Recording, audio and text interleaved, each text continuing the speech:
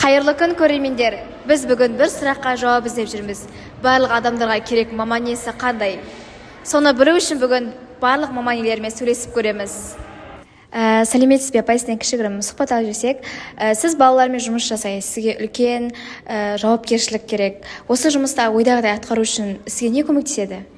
Ең бірінші мамандығыма деген махаббат, балаларды жақсы көремін. Сонан кейін әрине білім, тәжірибе.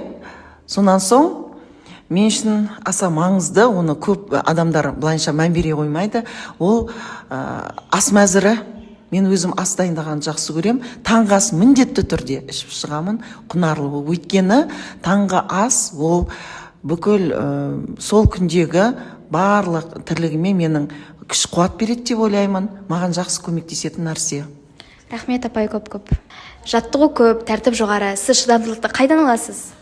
Адам шыдамды, төзімді болу үшін көптеген жаттығулар жасау керек. Ол спортпен шұғылдану, дене шынықтыру сабақтары. Ал дене шынықтыру сабақтарында көп энергия құртамыз. Сол себепті көп энергия алу үшін дұрыс пайдалы тамақтар жеу керек. Тамақты уақытымен ішіп жеу керек. Дұрыс витаминдері көп, тамақтар жеген дұрыс. Сол кезде энергия көп аласың. Қанша энергия жұмсайсың, сонша тамақ ішкенің өте орынды. Рахмет, ағай, көп. Сіз адамдардың денсаулығына жауап бересіз. Күнделікті жұмысқа деген күшті қайдан аласыз? Ең біріншіден біліммен жауапкершілік керек. Екіншіден дұрыс тамақтану керек. Уақытылы, күн тәртібімен дұрыс тамақтану қажет.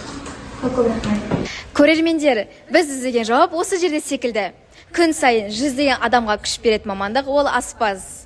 Мен тек өз жұмысымды жасаймын. Әр адам жақсы тамақтанса, бәрі жақсы болады.